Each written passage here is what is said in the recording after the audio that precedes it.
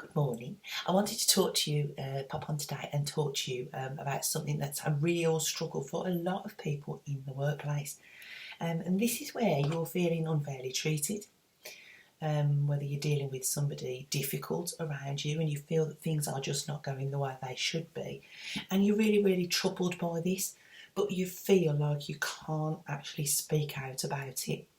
There's this underlying fear of consequences, what's going to happen if you actually give your opinion and talk about how you feel, and this shuts you up completely and you don't feel as though you can express yourself. Now what's going to happen with this, of course, is you're going to keep it internally. This means you'll sort of like keep regurgitating the same problem in your mind.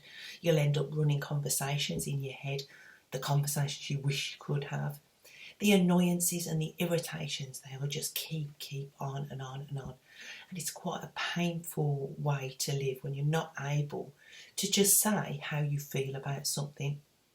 Imagine being able to just, without any over-analysing, the overthinking, just being able to say, well, actually, I don't like the way you just spoke to me. How wonderful would that be? To be able to go into your boss and say, well, actually, I'm experiencing a problem with somebody and it needs to be sorted out, and now. How does that feel?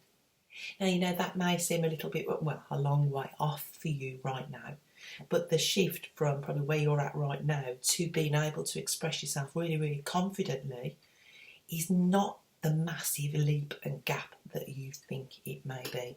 It's just about learning new ways of communication. New ways of viewing yourself actually, and getting more confident and strong in your own skin. This is all stuff that you are in control of. You may need help to get it, I'm not going to lie to you. You know, when you're stuck in your own thought patterns, it's very difficult to see past that. But, you know, getting the right help, you can shift from very unsure, a lot of self-doubt, and you think, is it me? And you start questioning yourself, maybe I'm overreacting, you know, all that stuff, to actually, that has hit my boundary as not acceptable in my world, and I'm going to say something about it. I'm going to stop it. I'm going to nip it in the bud right there and then. Now, in one particular way I wanted to just talk through with you today is there's almost this fear of confrontation, of actually coming up against somebody else, and then, you know, the fear of sort of their responses and the fear of this is going to turn into a disagreement and then you're not going to be able to handle it. You're going to start to feel really, really overwhelmed. You may get really, really emotional, and that would be so embarrassing because you're so unsure inside and you don't have that strength to just say what you want to say and not be fearful of the consequences. Confrontation is one of those words that generates an idea of fight. Arguments, disagreements, unpleasantness, not being able to cope. But actually, to confront a situation need not be that at all. So I want you to think of confrontation or dealing with something that you've got going on for you more in terms of communicating, effectively communicating what you're experiencing and what you want resolved.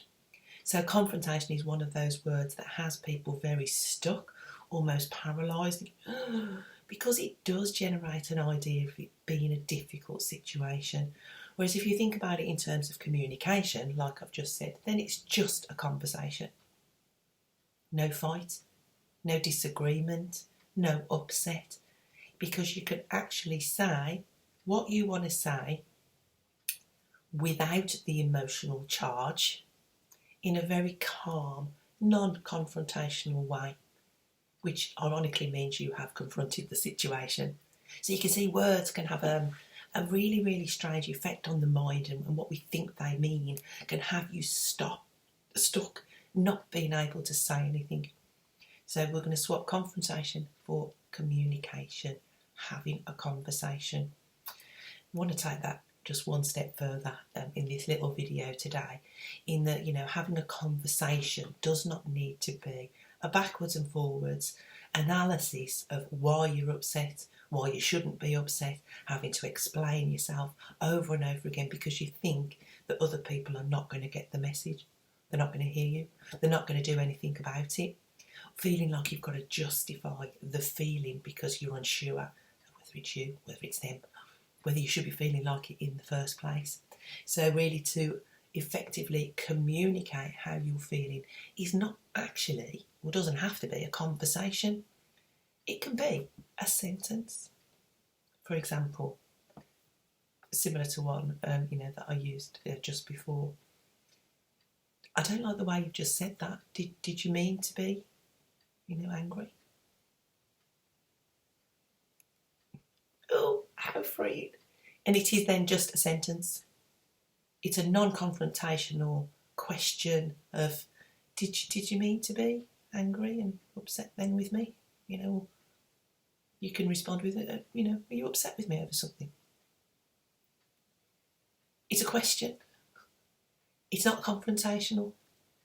It's pointing out, and I mean, when you do it in certain ways, other people cannot help but then take that away and think about it and realise, because for a lot of people who are being antagonistic or a little bit off, or, were a little bit difficult to deal with, they don't actually know that they're being that way.